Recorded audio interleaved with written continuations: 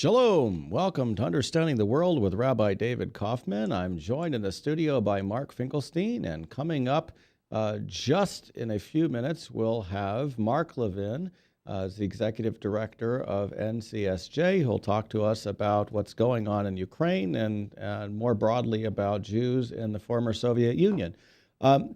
Before we get to that part of the show, it's the world in 5 minutes. So lots of different things that are going on this week. We just returned from the APAC Policy Conference, American Israel Public Affairs Committee Policy Conference in Washington, D.C. This policy conference takes place at a time when basically the two major issues that were on the table are both mid-secret negotiations, which makes it really difficult for a lot of things to be discussed by the leading policy people who come to speak to the conference. So, for example, there are currently ongoing negotiations between the Western powers and the government of Iran concerning its nuclear program. But these are secret negotiations, so we don't know where they are. We don't know what's specifically going on. We do know that concessions have been made at a low level, at least at this point, that have allowed several $1 billion worth of Iranian assets to be used by Iran. There are concerns about allowing Iran access to more money and lightening up sanctions that took a good bit of time to put in place to begin with.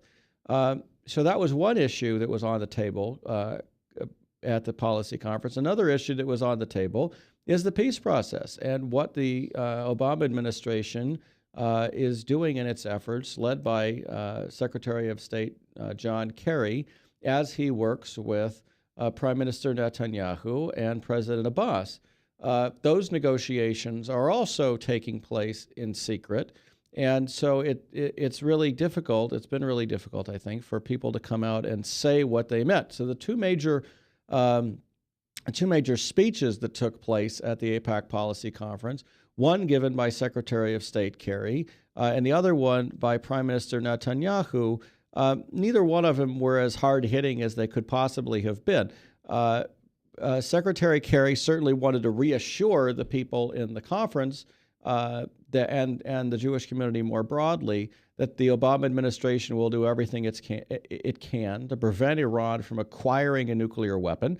As I've pointed out on this show multiple times before, the Israeli goal in dealing with Iran is to prevent Iran from having the capability of acquiring a nuclear weapon. It's a different goal, and there's a much different timeline between the two nations' goals. Between Israel's goals regarding Iran and also the United States' goals regarding Iran. And that came up in the two speeches. So Benjamin Netanyahu focused on capability. Secretary Kerry focused on acquiring a weapon as such. Netanyahu's speech was very awkward, I thought, simply because he would go through his speech and he'd say, here's point 1, point 2, point 3, and where you'd expect a conclusion, there was no conclusion because he didn't want to say what he meant. Quite possibly because he didn't want to offend the administration, quite possibly because he was literally told not to say what he meant because he didn't want to interfere with negotiations in either level. So those are both possible, but it was somewhat awkward. One of the major efforts at the policy conference was very clearly showcasing Israeli technologies. There were a number of technologies, security technologies and medical technologies that came out.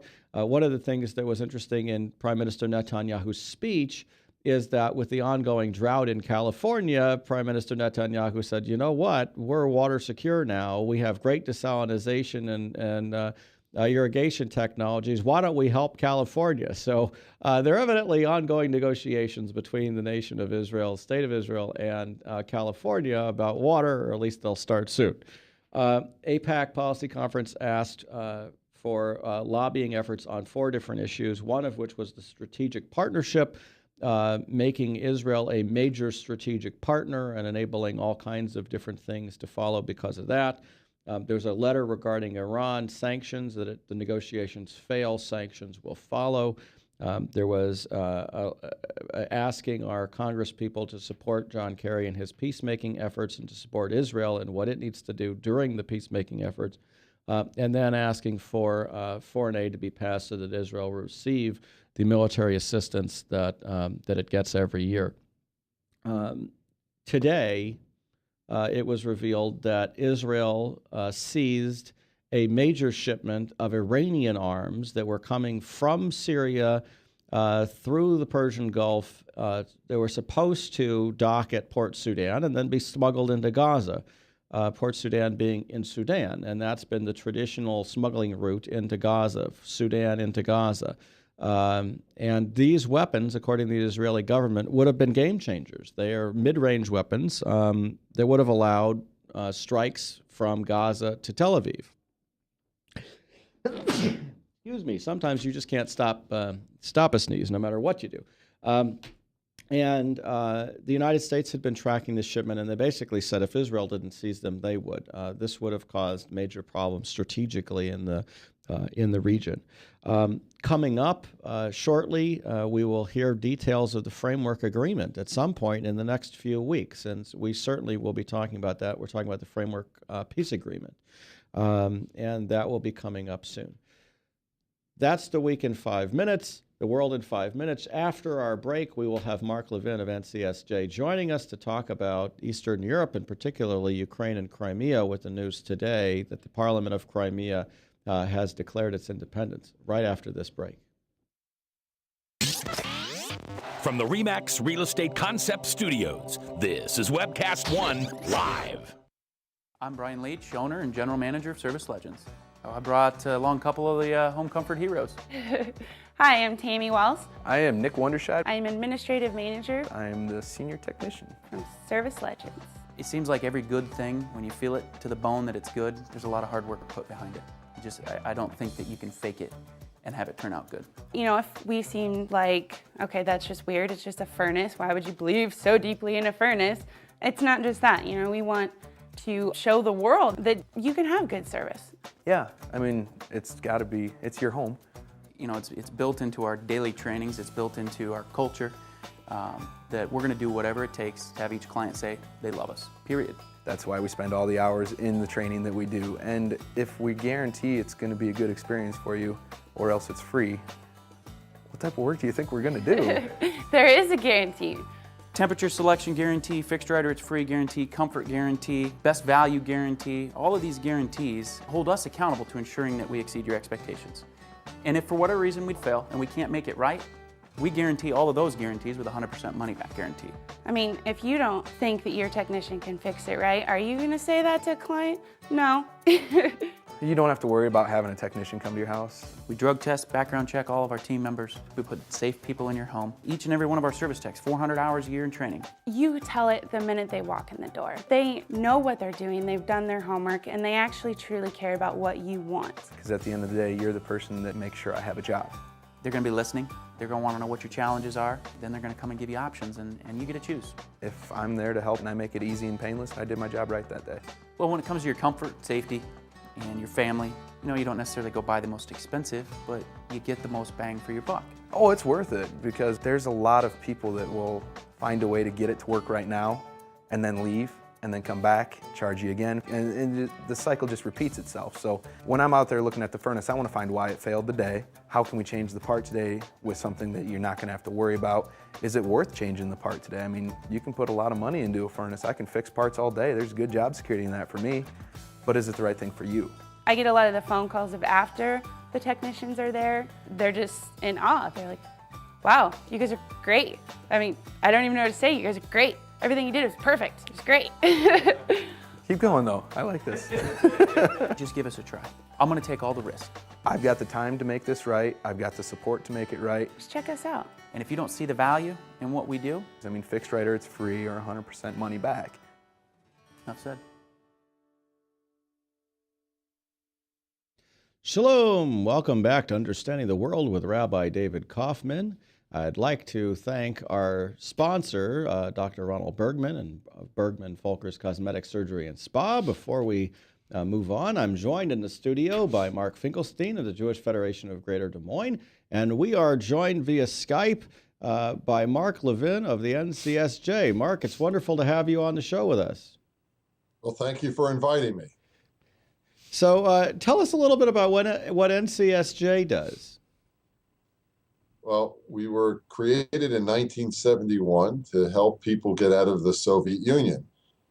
But there was a second part of our mandate that we really didn't focus much on, and that was to help those Jews who wanted to remain in the Soviet Union and try to lead a Jewish life. Well, today, we obviously have accomplished the first part of our mission, and over 1 million Russian-speaking Jews are living in Israel today and hundreds of thousands elsewhere.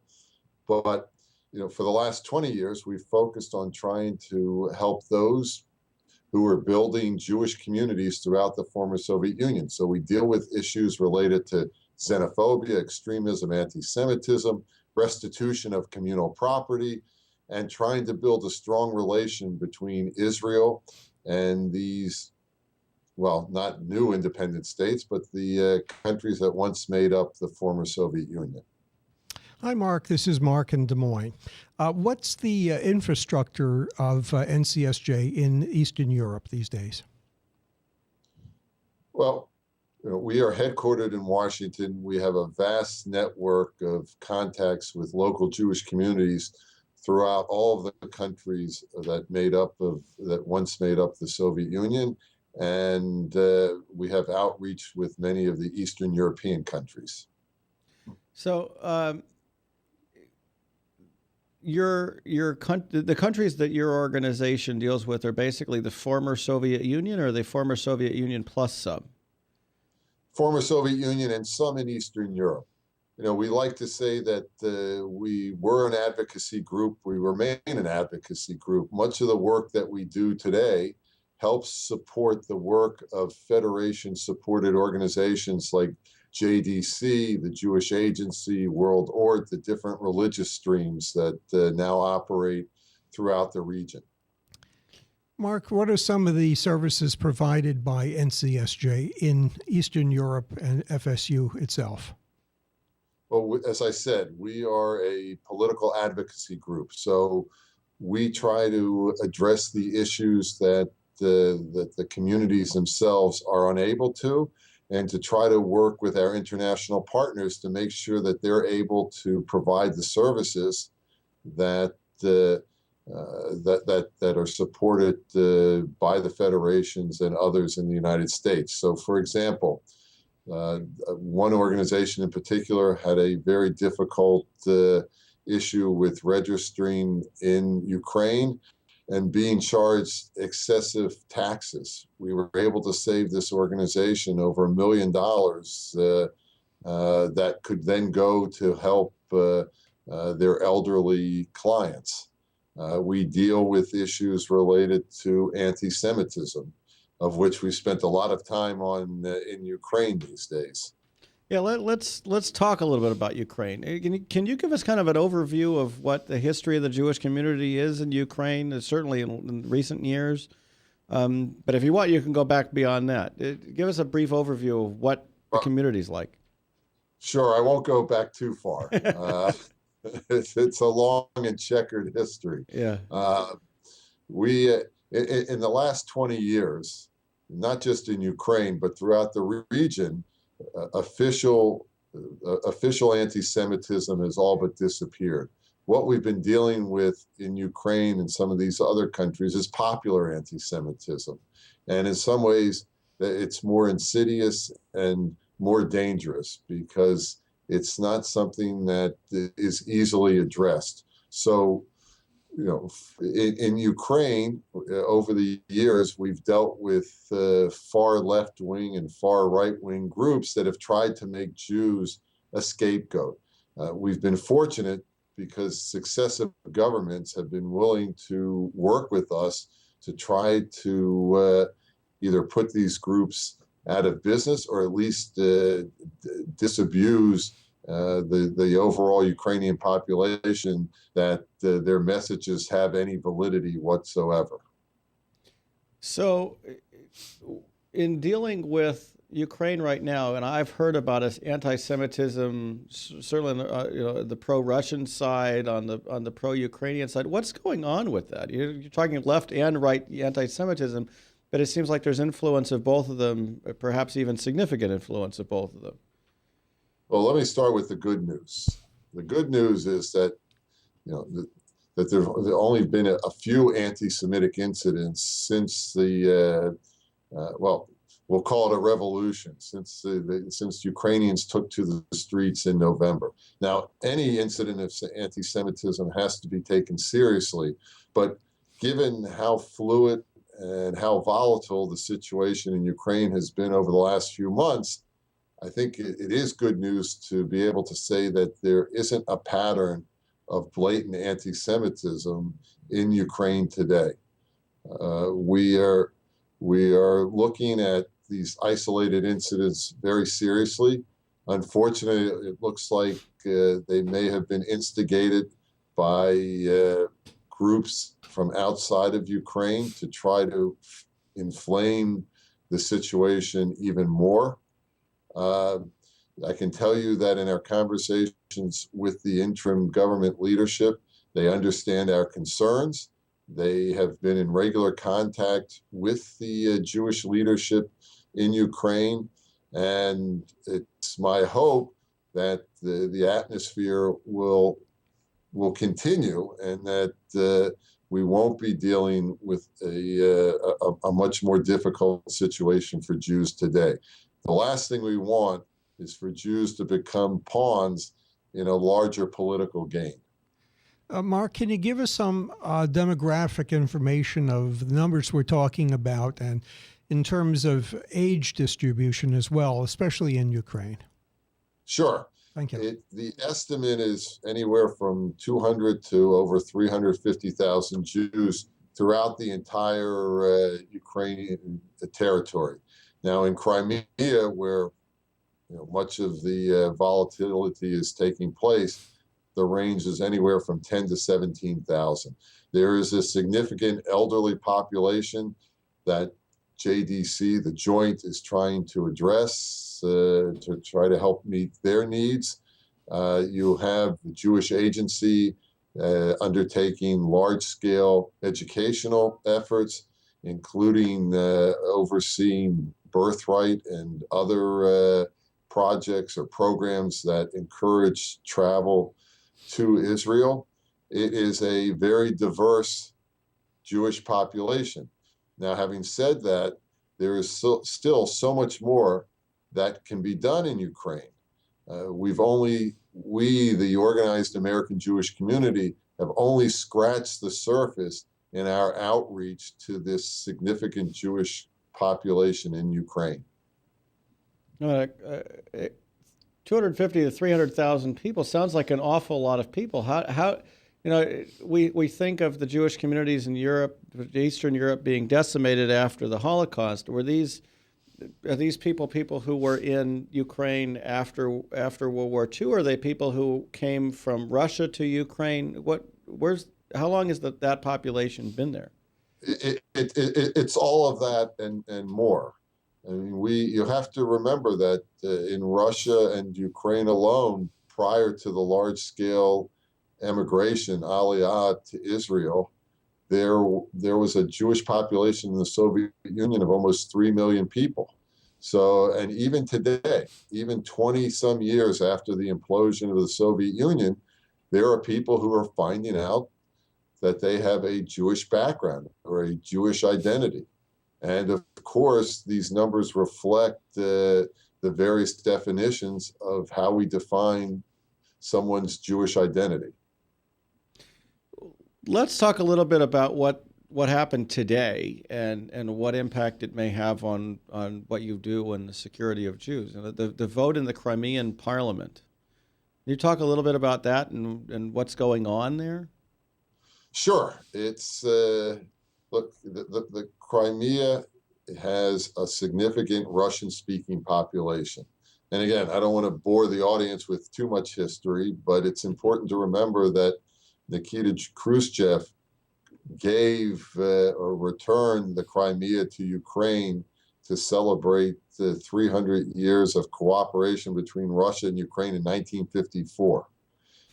It's always been an area with a mixed identity. And the other thing to remember about the history of the area is that there's a group called the Crimean Tatars who Stalin forcibly exiled and were only allowed to return in significant numbers after the implosion of the Soviet Union. So it's always been an area of controversy.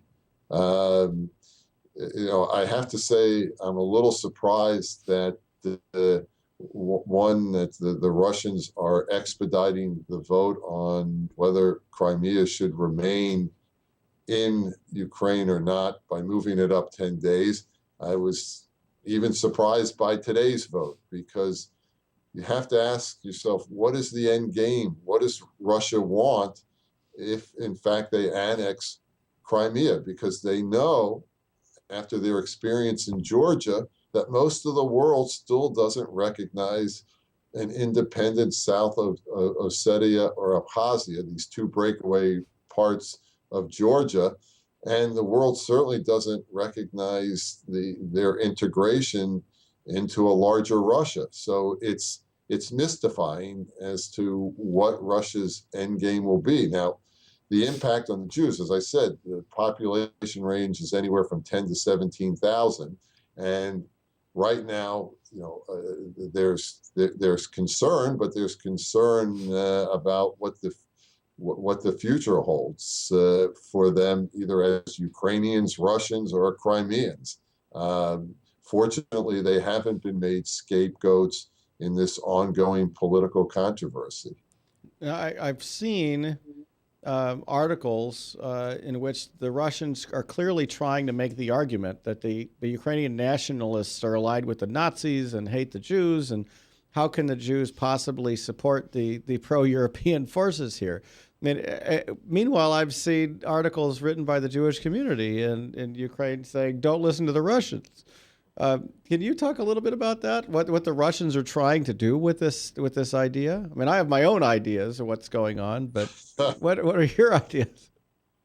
Sure. Look, the Russians are trying to make a case to justify why their troops or non-troops have taken control of Crimea. The president of Russia, the foreign minister, and their UN ambassador have all talked about Nazis and anti-Semites controlling the government.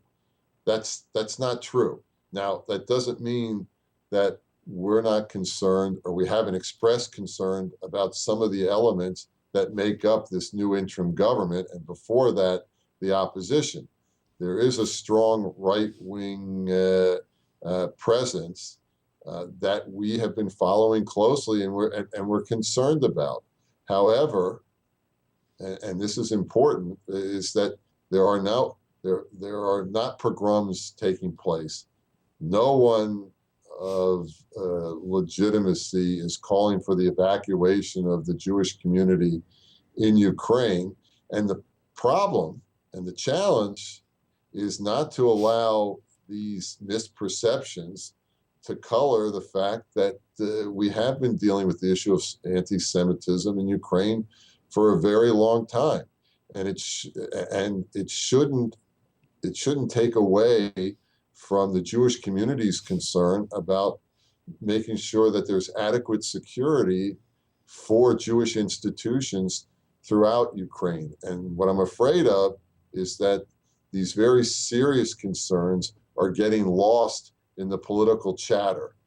And it is highly irresponsible for particularly Jewish organizations to try to inflame the situation by describing an environment that just doesn't exist today in Ukraine.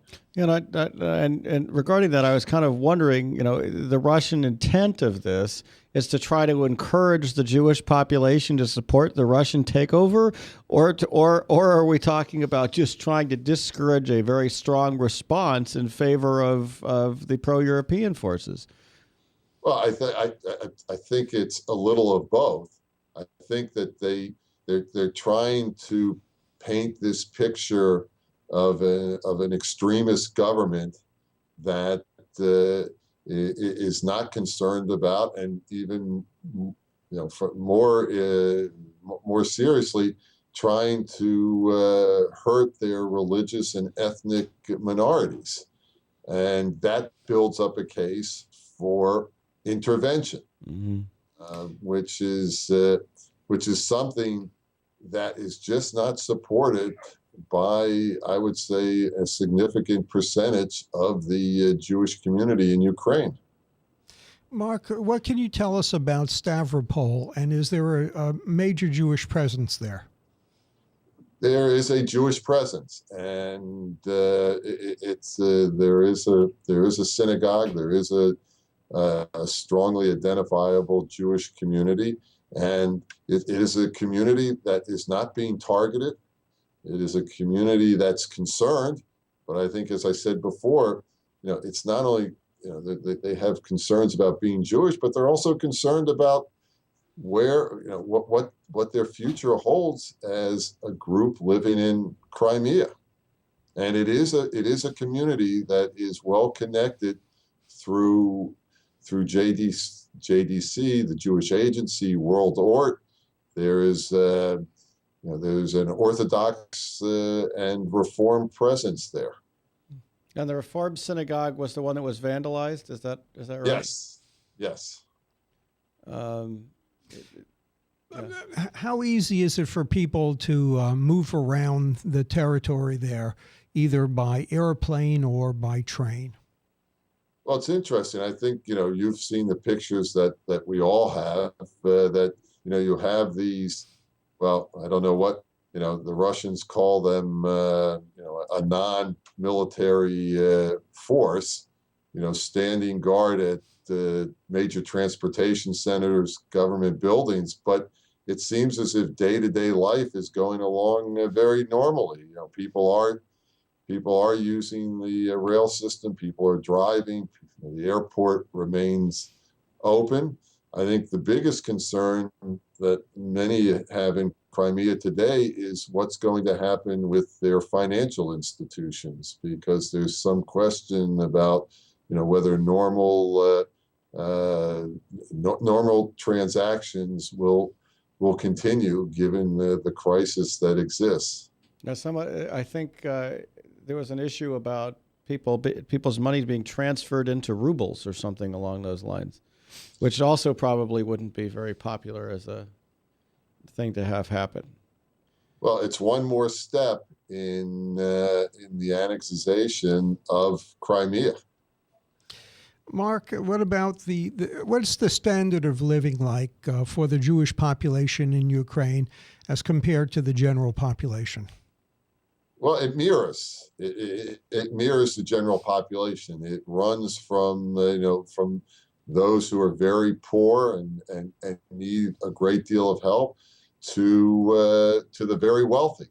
I mean, many of the Ukrainian oligarchs are Jewish, are actively engaged in the Jewish community, and it's everything in between. You have from the very old to the very young, but it also reflects the general population. Russia, Ukraine, the other Slavic countries, they all have very low birth rates and and higher death rates. It's there is a demographic challenge in the region, and the Jewish community reflects the larger population in that regard as well. What are the status of Jews in some of the other countries? What's going on in the Baltics, for example, and the southern in southern nations, Georgia and Azerbaijan, places like that? Our audience probably doesn't know much about Eastern European Jewry at this point at all. So what can you tell us is going on?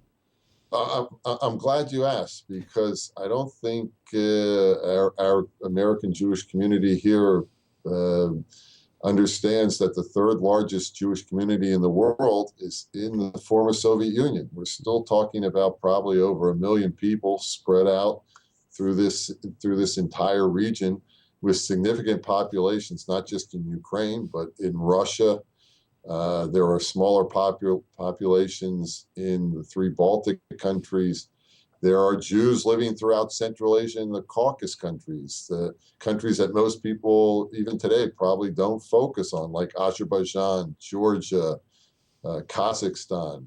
I'd like to spend a minute talking about Georgia and Azerbaijan. I had the opportunity to take a leadership delegation there recently, and you're talking about an Orthodox country in Georgia where Jews have lived side by side with their neighbors with virtually no anti-Semitism for centuries. Jews, there's a small population of anywhere from 20 to 30,000 in Azerbaijan.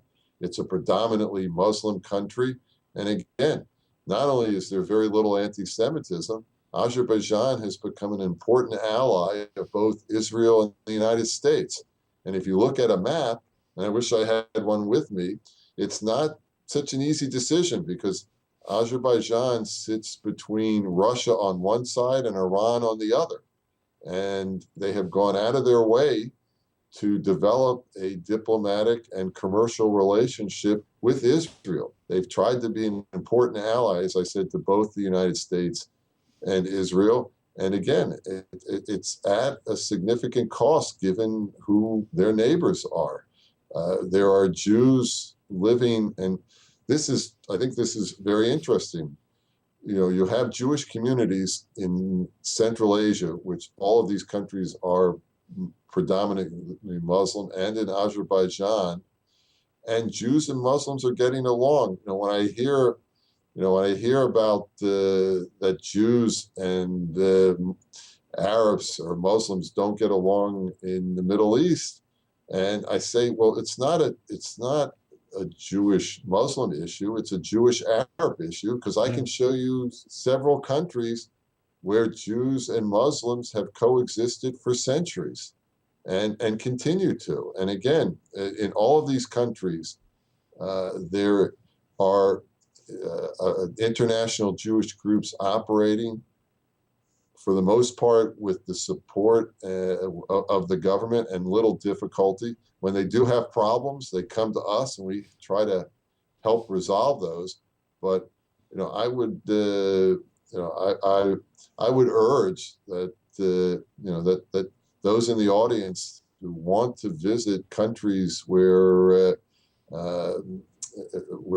Jews are trying to build a new community, then visit these countries in Central Asia and the Caucasus and see what's happening, see the exciting developments that are taking place.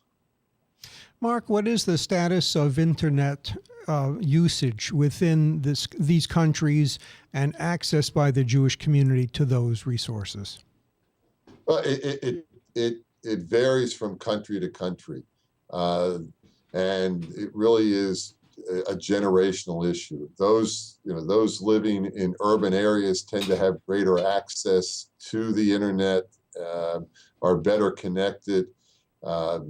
Those in their teens, 20s, 30s tend to also be more connected.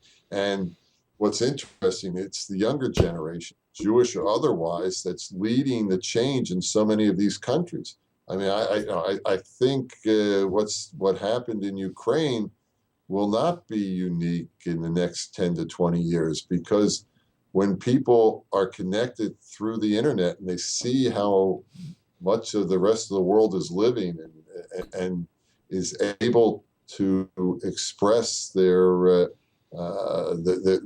freedom in a way that's alien right now to many in this part of the world, it makes them want to be a part of this. I think this is one of President Putin's great misunderstandings. He believes that if you take care of the economic conditions, then people won't focus on political issues.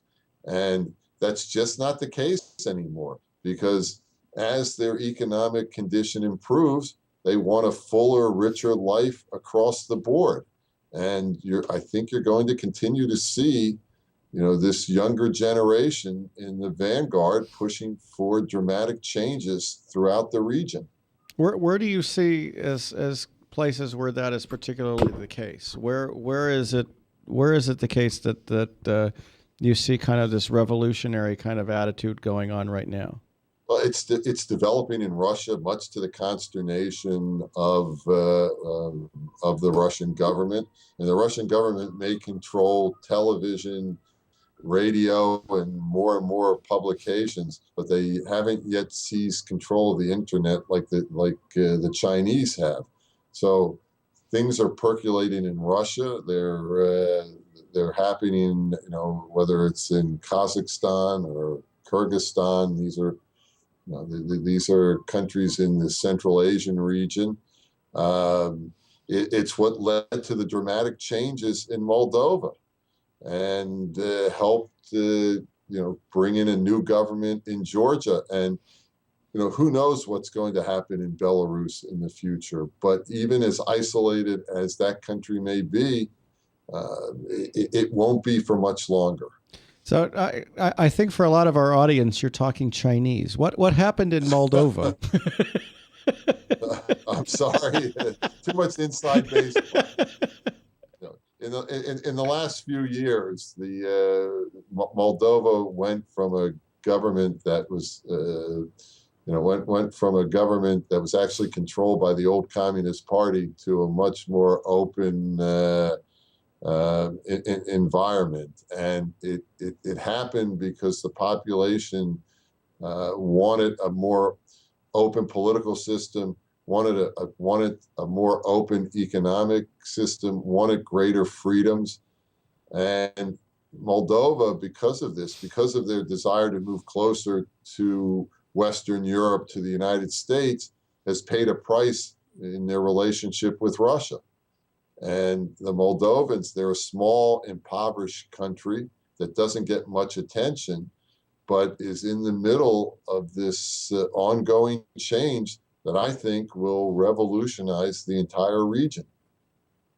Mark, what is the European Union doing in this particular crisis, and how is it interacting with anything?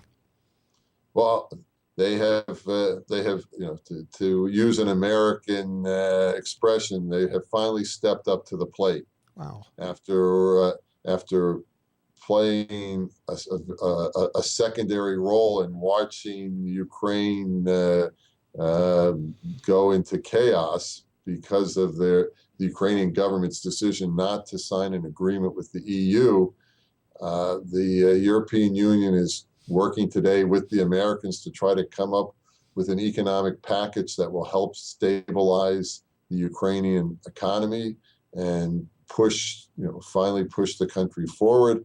They're trying to get the Ukrainians to address serious issues of corruption and waste. But unfortunately, I don't think there are many countries in the EU right now that will support the American effort to find appropriate sanctions for what has happened in Crimea. Meaning against Russia or Against Russia, yes. Yeah, I don't know how vulnerable Russia is to a lot of things, although having their stock market take a huge hit probably did not make a lot of people happy.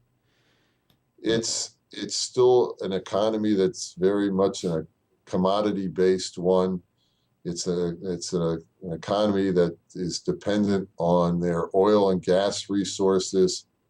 It's an economy that hasn't diversified, and that as much as the Russians talk about retaliating against any sanctions or efforts by the United States, the EU, or others, they continue to need the foreign currency that they gain from the export of their oil and gas. So it's I don't like saying this, but it's a complicated situation. It's a situation where there are no easy answers. It's going to require the full force of American leadership. I mean, for me, this really is a defining moment for our country, for our government, to see how we react to this intervention into a sovereign country. Now, I know there have been a lot of developments, concerns about natural gas, that Russia provides a lot of the natural gas for Europe, that it comes through pipelines through Ukraine. Certainly there's issues for Ukraine itself about natural gas. But I heard just today that the United States was talking about shipping liquefied natural gas. We've got other alternatives, potentially Azerbaijan maybe. What are you hearing about that? Well, these are long-term solutions that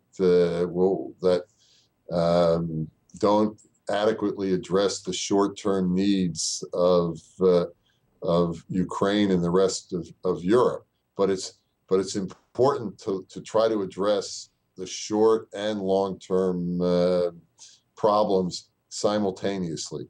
There are three major pipelines that run through Ukraine, from Russia through Ukraine to Europe.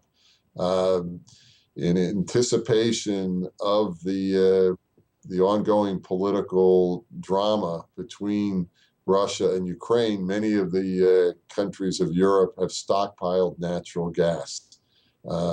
There's also a lesson to be learned about diversifying energy sources of energy, and I believe that it is possible for the United States to export natural gas, but it's not something that's going to meet the immediate needs of these countries if there is a cutoff by Russia. But I don't think there will be, because again, if Russia cuts off the gas supplies, they cut off their funding sources. And Russia, like many other countries, have, over the last 5 years, has experienced a serious economic crisis, and they need these ongoing foreign reserves to continue to rebuild their economy. Mark, how much of this is all due to Vladimir Putin and how much to other establishments within Russia itself? Well, certainly President Putin is at the point, and everything flows through his office. And I think it's very clear that he's been in the forefront, in the lead, in trying to justify, explain what he wants to accomplish. We continue to misread his intentions. We continue to misread his decision-making process. What is happening today falls squarely on the shoulders of President Putin. What are the challenges you see coming up in the near future? I mean, obviously there's certainly ones dealing with Russia, but what challenges do you see, I guess, for the Jewish community in Europe generally and in Eastern Europe specifically? It's a very good question, and I think we have to watch carefully what's happening in Ukraine, because much of the world missed the rise of these far-right groups, particularly in Greece and Hungary. And they gained influence and power because people were looking for scapegoats for the serious economic difficulties that they were experiencing. And who is a more convenient scapegoat than Jews? And we at NCSJ are watching closely, not just in Ukraine, but in Russia and some of the other Slavic countries, to see if there's a corresponding growth and development of these far-right groups, and to see if there are any connections between the groups in Eastern Europe and the former Soviet Union and with Golden Dome and others in Western Europe.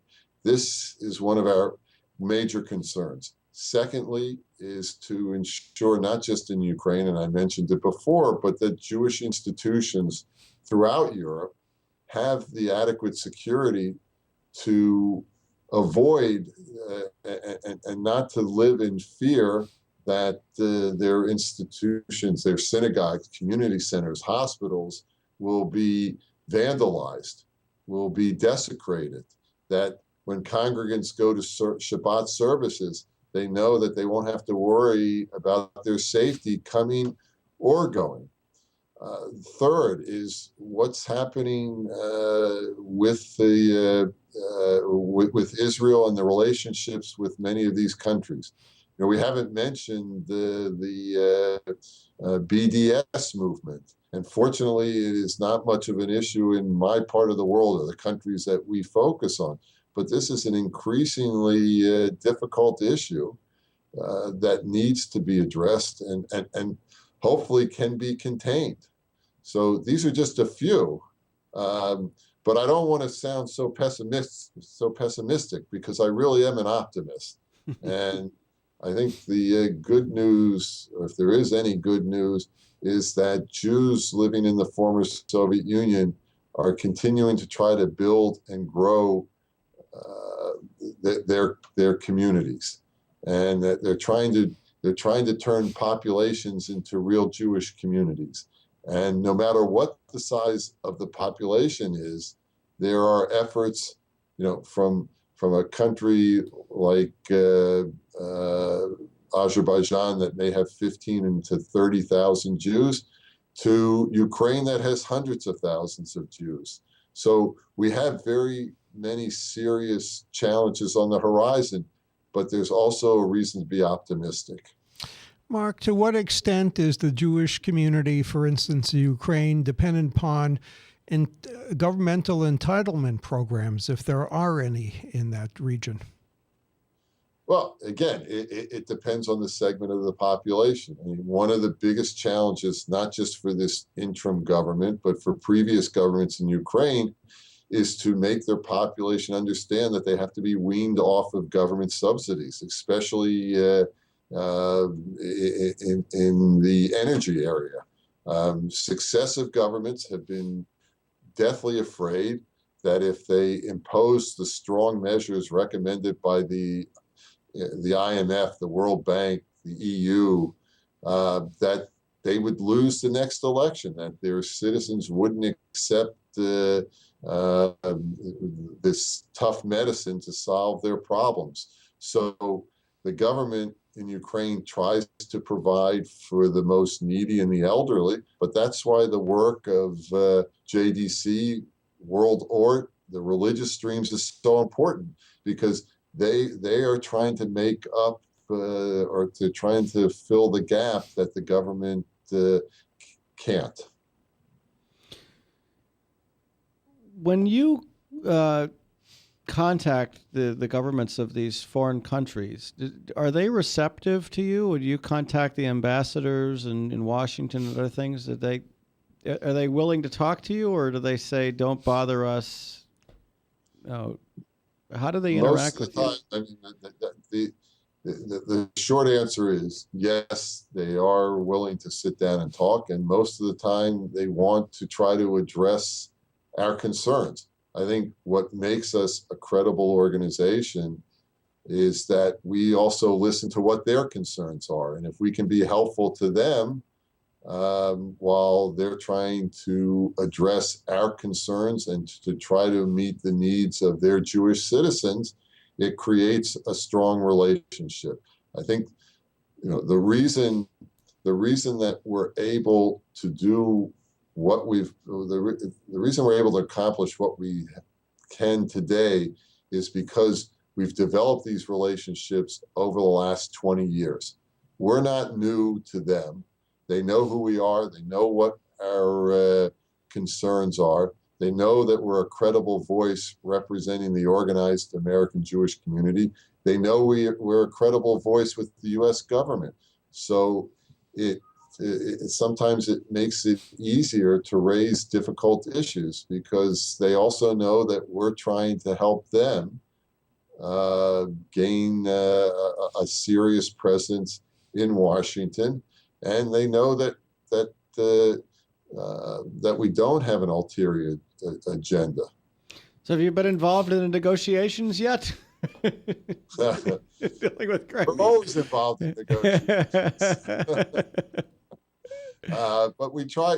We try to be a productive voice. We try to be a reasonable voice. We're not looking to make political gain at the expense of these governments. What we're trying to do is to ensure the safety and well-being of the Jewish communities in these countries. We're trying to raise the issues that sometimes these communities can't raise themselves. We're trying to show these governments the value of having a strong relationship with the state of Israel and the United States, that there are benefits to this, and that we can help strengthen this bond. Mark, are you involved in any sort of inter-religious coalition on these issues? Absolutely. We try to work very closely with, whether it's the Orthodox community, the Catholic church, the Catholic community. We have done, I'll give you a perfect example. On our visits to this region, we always meet with the religious leadership. When we were in Georgia, we met with the patriarch of the Georgian Orthodox Church. It's the equivalent of being the Georgian Pope. When we're in Azerbaijan or other Muslim countries, we try to meet with the Islamic leadership, because we're trying to build bonds, trying to create relationships. And in the United States, we try to do the same thing. I mean, one of the great successes of the Soviet Jewry movement in trying to get refuseniks out was creating a vast coalition that included every segment of the American religious community. And we succeeded in that. And we're continuing today to try to build these types of bonds. When you're dealing with the Greek Orthodox Church, do you deal much with them in the United States on these issues? I mean, we haven't really had much interaction, I think, with our Greek Orthodox church here on this issue. We have a food fair. They have a food fair. We interact on that, but we haven't really talked about support of populations in Eastern Europe. Well, again, it depends on the country. It depends on the makeup of that country's population. We've been fortunate to work with the different Orthodox churches. Now, interestingly, in the case of the Greek Orthodox community, there has been a greater outreach in the last few years between the American Jewish community and the Greek American community, including including the Orthodox Church, to try to build stronger bonds, to create a stronger relationship. And there was just a delegation of American Jewish leaders and Greek American leaders to Israel and Greece. So it can be done. It can be done. Are there organizations that we can work with in the United States dealing with the Ukrainian Orthodox Church or others like that, or is it primarily working through the Greek Orthodox Church? Because when I hear Orthodox, that's what I think of as the Greek Orthodox Church.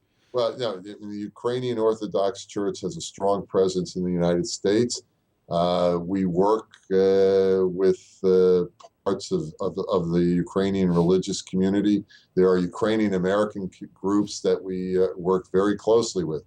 I was just at a meeting yesterday of the U.S.-Ukraine Foundation to talk about the current crisis. We try to be sensitive to their concerns about what's happening in their country, and I think we've been able to educate them to the concerns of the Jewish community in Ukraine, and they have tried to be advocates on their behalf. So I'm more than willing to try to make the shidduch. Yeah, we'd be very happy to do that, especially if there are communities in Des Moines and Iowa. You know, I don't know anything about it, basically. So I mean, that would be a very interesting conversation. We'll have to find out. There's a strong Ukrainian presence in Chicago and in other parts of the Midwest. But we'll find out, and we'll talk and see what can be done. Wonderful. Is there anything that you're working on right now, other than the crisis in Ukraine? Is there anything you're working on right now that you'd like to share with our audience?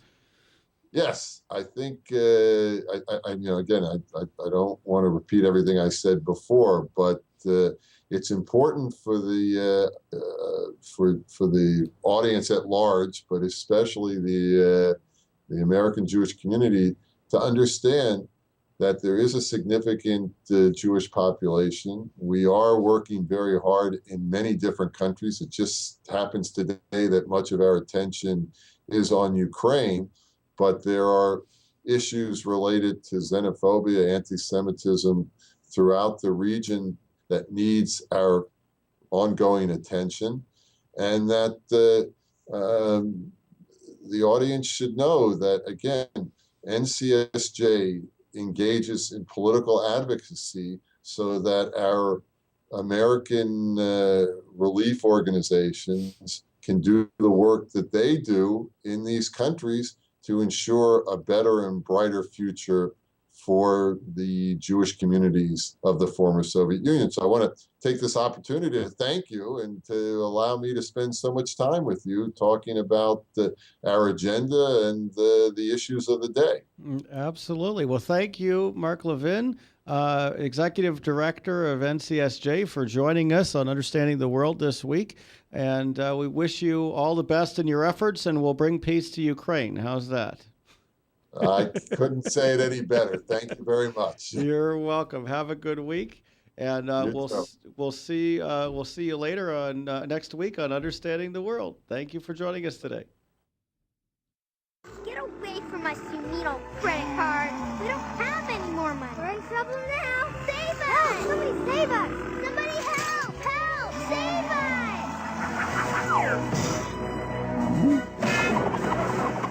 Hi, I'm Tom Coates from Consumer Credit of Des Moines. If your credit card's a little too animated, give us a call.